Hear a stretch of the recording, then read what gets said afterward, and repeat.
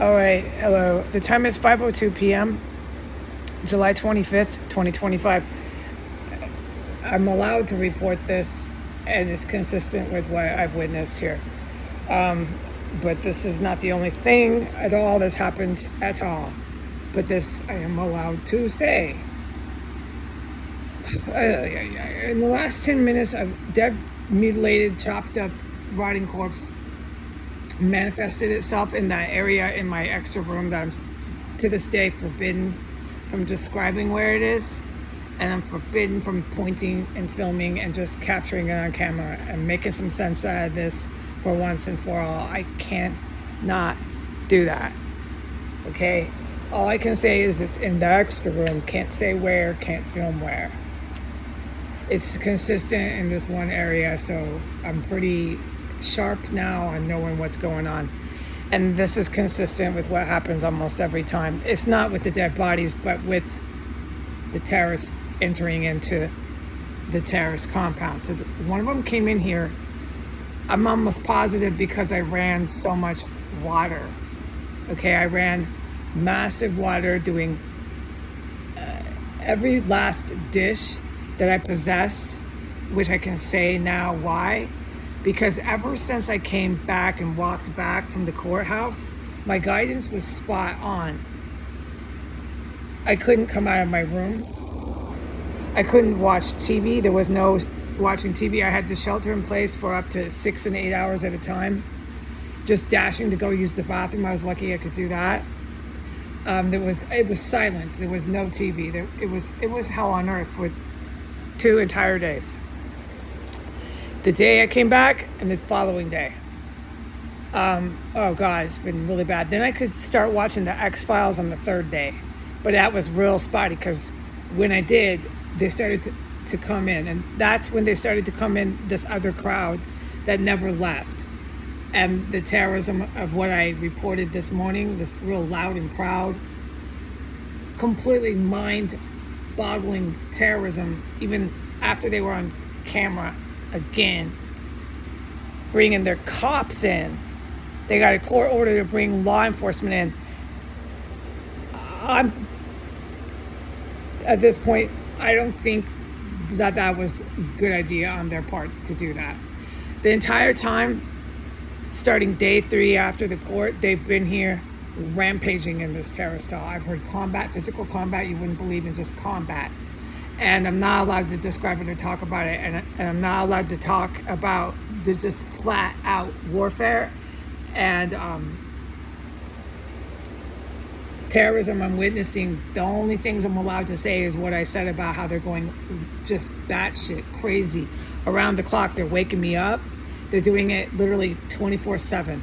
Every 10 minutes, they keep coming into the radiators, cranking, cramming things, dragging things. They come and they come under my chair and they bash shit so hard, pushing things and slamming shit up under my chair. It's been since day 3. It just never stopped. But I'm forbidden from talking about the rest of the shit they do, okay? But so I ran water, and I assume it's these same individuals.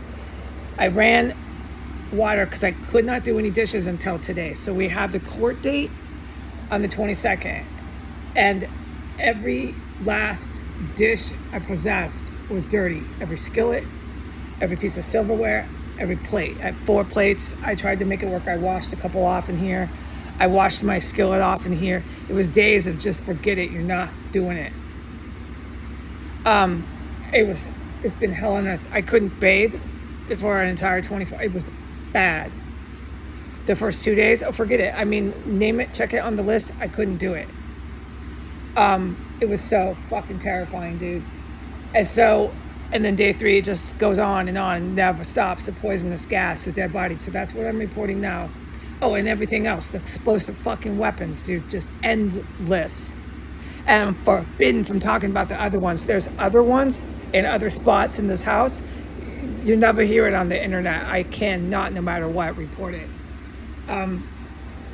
But so I ran massive water doing all these dishes. It was 1, 2, 3, 4, 5 tubs just coming back and forth, tub after tub after tub of dishes packed in tubs.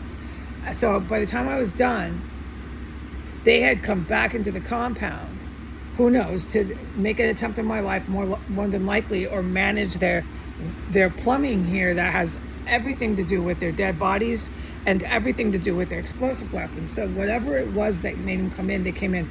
And so I'm in my extra room, and out of nowhere, within a 10-minute range of being done with the dishes, and about 10 minutes ago, my extra room engulfed in rotten eggs, dead body. And that's what they do here. They get killed and they chop them up real fast, and they do it over there in that extra room, but I can't talk about where they do it. And the whole room with the fan blasting, I got every single fan in here blasting, the AC blasting. The whole room was engulfed with level 7. It was level 7. Stench of a rotting egg, dead body. It's every time, dude, every time. And then while the rotting egg, dead body was just staying in my room for a good 10 minutes, it doesn't go away when they do it like that there. It does not go anywhere. And you got so much air circulating in here, you can only understand how atrocious and horrific it is here. I got every fan going, you can't fucking even breathe. You better pant through your mouth, man. Oh, it's hell here, dude. And as that was going, a cop came up 15th, screeching, because that's how they talk to their people as they're getting fucking picked off here. And then after that, 1 minute later, a DCFD fire department come up, and they do that all the time. They go woo, like slow motion, woo. That's when they talking to all their fucking Walking Dead men here, because whoever I was smelling was one of their guys. Oh, without any doubt. And I want to make a correction. With the first hooker that got killed, I really can't be talking about this. I have to stop. I didn't call the NSA. I contacted and called through letter and through phone, email, every way I could. The ATF and the FBI, and there was another alphabet law enforcement agency that I desperately, repeatedly tried to contact and please get them to investigate. Please get them to come here. Please, please, please. I told them about the bare feet, the sneaking around, the dead bodies, the constant plumbing, the constant flushing. I told them about the chemical smells. I told them everything, and I put it on the internet. What I typed, I put everything, a copy of it.